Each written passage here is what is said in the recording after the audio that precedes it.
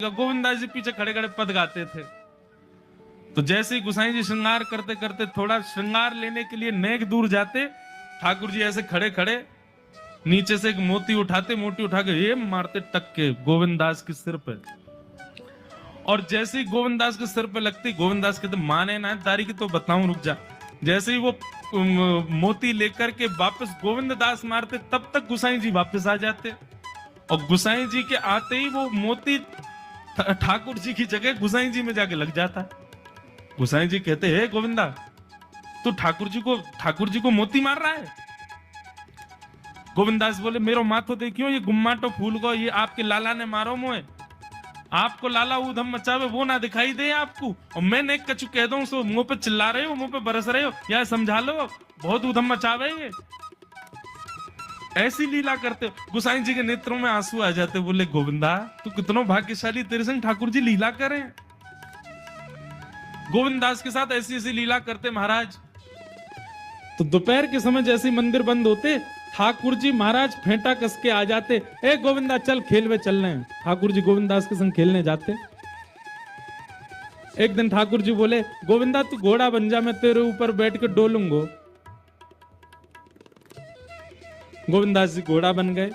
घोड़ा बन के ठाकुर जी ऊपर बैठ गए और गोविंदास की दो पौनी बना दी ऐसी, और दो पौनी इनको ऐसे पकड़ पकड़ के ठाकुर जी चला रहे हैं। और ठाकुर जी तो खेले भैया, कछु भी कर सके। गोविंदास के ऊपर बैठ गए और उसको चलाने लगे। अब चलते चलते गोविंदास रुक गए। तो ठाकुर जी बोले ए गोविंदा चल, ए मेरे घोड़ा चल। गोविंदास जी बोले जय जय जय जय, नेक उतर जाओ। ठाकुर जी बोले काय को? गोविंदास जी बोले लघु शंका लगी है, नेक मुझे जानो है, नेक उतर जाओ। ठाकुर जी बोले ऐसी बात कर रहा हो गोविंदा हैं? कोई घुड़सवार घोड़ा पे बैठ के घूमे और घोड़ा को लघु शंका आवे तो वो का यूं के ओ भैया नेक उतर जा, मैं लघु शंका करके आऊं, फिर बैठियो मेरे ऊपर। गोविंदास जी बोले तो कहा आज्ञा? बोले आज्ञा वो ये जो कह रहा हूं, जैसे घोड़ा बिना आज्ञा लिए अपने व्यक्ति को ऊपर बैठा के सब काम कर ले, वैसे तू कर ले। तो गोविंदास जी ऐसे घोड़ा बन करके चल रहे हैं, ठाकुर जी ऊपर बैठे हैं और सब कर आए काम। अब इतने में ही कोई व्यक्ति वहां से जा रहा था। अब उस व्यक्ति को ठाकुर जी नहीं दिख रहे हैं, उसको गोविंदास चलते चलते दिख रहे हैं। उसने जब देखा अरे राम राम राम राम जी, गोविंदास जी क्या महाराज? किसी व्यक्ति ने गोविंदास जी को ऐसे देख लिया, ओहो जी तो ऐसे ही डोल रहा है और चलते फिरते कर रहा है। गुसाई जी से जाकर के शिकायत कर दी और गुसाई जी से कही, बोले गुसाई जी आपने गोविंदास को बहुत सिर पर चढ़ा लिया आज। अरे भाई खड़े होके लघु शंका करना भी मना है शास्त्रों में, वो तो ऐसे बैठ करके चलते चलते कर रहा था और वस्त्रों में ही कर रहा था, इतना अपवित्र, और आप उसको मंदिर की सेवा देते हो। गोसाई जी को सुन करके अच्छा नहीं लगा। शाम को स्नान आदि करके दूसरे वस्त्र पहन करके गोविंदास आए। आकर के आपने गोसाई जी को प्रणाम किया तो गोसाई जी ने मुंह फेर लिया। तो गोविंदास बोले जय जय, आप नाराज हो हमसे?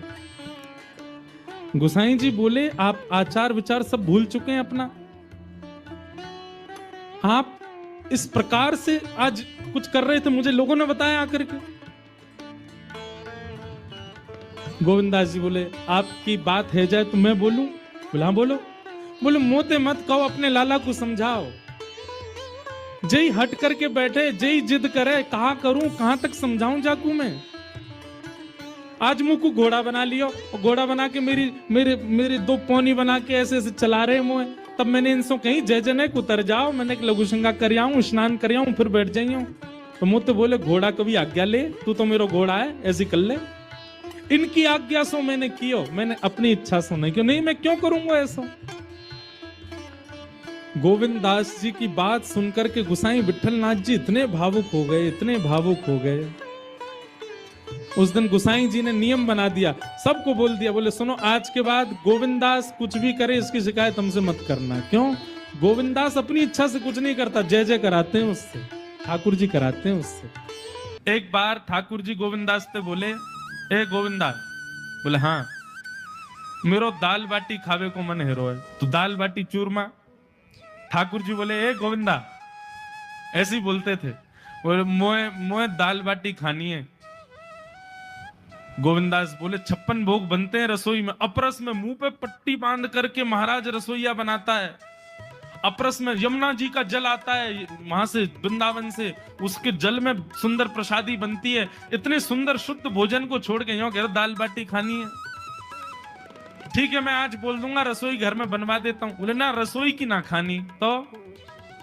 बोले तेरी कदम खंडी में आऊंगा।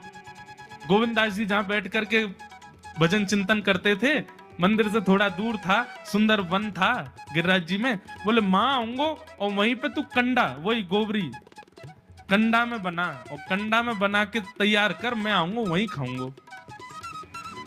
गोविंदास जी बोले यहाँ सब लोग आपको मंदिर में पूजने आते हैं, आप यहाँ पे भगवान हो, ऐसे कहीं खाने पीने आओ। बोले कोई को पता थोड़ी चलेगी, मैं आ जाऊंगा, तू चिंता मत करे, तू सुन तैयारी कर ले, आज मैं तेरे यहाँ आके प्रसाद पाऊंगा। गोविंदास जी चुपचाप मंदिर से भाग गए, किसी को बताया नहीं। किसी को पता थोड़ी कि ठाकुर जी ऐसे बाहर भी चले जाते हैं, सबको लगे अंदर ही रहते हैं ये। गोविंदास जी दौड़ करके गए, बढ़िया कंडा में बढ़िया उपले उपले लगा करके महाराज बाटी बनाई, दाल चढ़ा दी, सुंदर ठाकुर जी आएंगे पाने। एक पंथ दो काज, ठाकुर जी को दो लीलाएं एक साथ करनी थी। एक तो गोविंद दास के संग सुख लेना है, और एक झाड़ू लगाने वाला गिरिराज जी की तलेटी में झाड़ू लगाता था, उसको मंदिर में प्रवेश नहीं करने देते थे लोग। तो वो बेचारा बाहर खड़ा खड़ा ही दर्शनार्थियों से पूछता था कि ठाकुर जी दिख कैसे रहे, मुझे ये बता दो। दर्शनार्थी आकर के बताते थे नीली ठाकुर जी ने बाघा पहना है, गले में मोतियों की माला है, मकराकृत कुंडल है, ऐसा टिपारा ठाकुर जी के सिर पर रखा है, और ऐसा ठाकुर जी का श्रृंगार है। तो वो बाहर खड़ा खड़ा नेत्र बंद करके सुन सुन करके ही अपने चित्त में एक झांकी बना लेता था, और मन में सोचता था ऐसे दिख रहे होंगे ठाकुर जी। पर रोज प्रार्थना करता था, नाथ मुझे लगता है इस जन्म में तो आप मुझे कभी नहीं दिखोगे, भगवान इस जन्म में तो मैं आपके योग्य नहीं हूं, पर मेरे पर बस इतनी कृपा कर दो कि अगला जन्म मुझे दीजिएगा, तो कुछ नहीं तो चेंटी बना देना, तो चेंटी बन करके मैं आपके 56 भोग में ही आ जाऊंगा, भीतर आके आपका दर्शन कर लूंगा, लेकिन मुझ पर अनुग्रह कर देना। ठाकुर जी उसके इस भाव से इतने रीझ गए। गोविंद दास को बोला था कि दाल बाटी खाने आएंगे, अब मंदिर बंद करके सब तो चले गए वहां से, सब लोग भोजनालय में भोजन प्रसाद पाने लगे। ठाकुर जी मंदिर से निकले अचक करके बाहर, गिरिराज पर्वत के ऊपर विराजते थे। जैसे ही बाहर निकल करके आए तो गिरिराज पर्वत के नीचे ही वही झाड़ू लगाने वाला नेत्रों से आंसू बह रहे थे, ठाकुर जी का चिंतन कर रहा था। आज ठाकुर जी ऐसे दिख रहे हैं, सिर पर चांदी का मुकुट पहना है, ठाकुर जी ने आज गुलाब का इत्र लगाया है, ठाकुर जी के ऐसे ऐसे मकराकृत ठाकुर जी के कटाक्ष, वो सब चिंतन कर रहा था। ठाकुर जी नीचे उतर करके जाने लगे, इतने में ही ठाकुर जी ने लीला करी और जोर जोर से ठाकुर जी चिल्लाने लगे, अरे जल्दी ते आइयो, देखियो मेरे पाम में कांटो लग गयो, अरे जल्दी ते कोई आओ या कांटे को निकारो, मुझको तो बहुत दर्द है रहा है, अरे भैया जल्दी आओ जल्दी आओ। अब ये स्वर जैसे ही सुना उस झाड़ू लगाने वाले ने, उसके नेत्र खुल गए, उसने देखा, बोले कि ये स्वर कहां से आ रहा है। उसने जैसे ही नेत्र उठा करके ऊपर देखा, तियों की माला पहनी है, मकराकृत कुंडल पहना है, चांदी का मुकुट चमक रहा है मस्तिष्क पर, ठाकुर जी के केश घुंघराले लहरा रहे हैं, और ठाकुर जी अपनो एक पाम हाथ में पकड़ करके और एक पैर पर लंगड़ी जैसे खेलते हैं, ऐसे ठाकुर जी कूद रहे हैं यहां से वहां। नीचे से झाड़ू लगाने वाले लिखे, अरे ऐसा पुरुष तो मैंने जीवन में कभी नहीं देखा, ये कैसा पुरुष है। नीचे से ही ठाकुर जी को देखने लगा, अब स्वरूप उसको पता था, तो उसने कही ये जरूर ठाकुर जी होंगे, वहीं से प्रणाम कर। ठाकुर जी बोले प्रणाम कर रहा हूं, दारी के जल्दी ऊपर आ, कांटो लगो मेरे पाम में, या को निकार। बोलने लगा, बोले मैं ऊपर नहीं आ सकता, गुसाई जी मारेंगे, सब लोग डांटेंगे मुझे।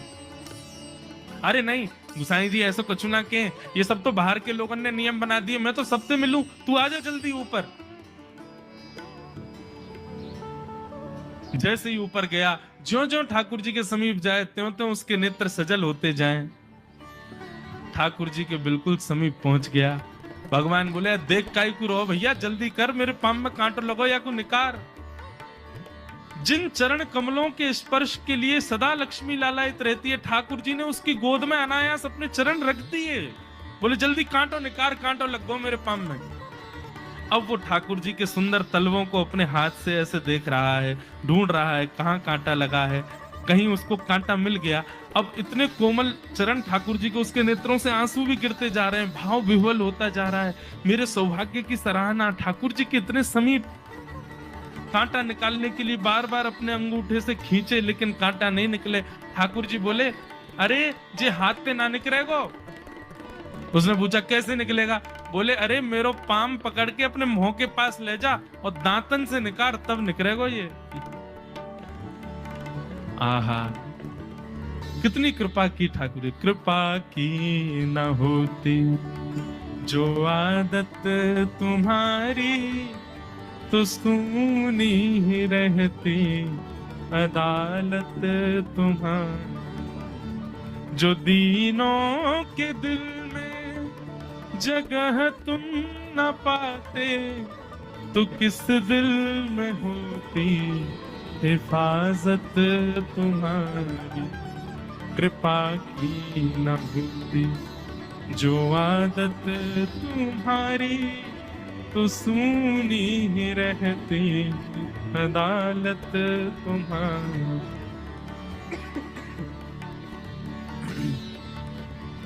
कितनी कृपा। उसने कांटा निकाला मुख से। ठाकुर जी बोले अब चल, मुंह से चलो ना जा रहा। गोविंद दास ने अपनी कदम खंडी में दाल बाटी बनाई है, मुंह ले चल वहां पे। बोला कैसे लेके चलूं?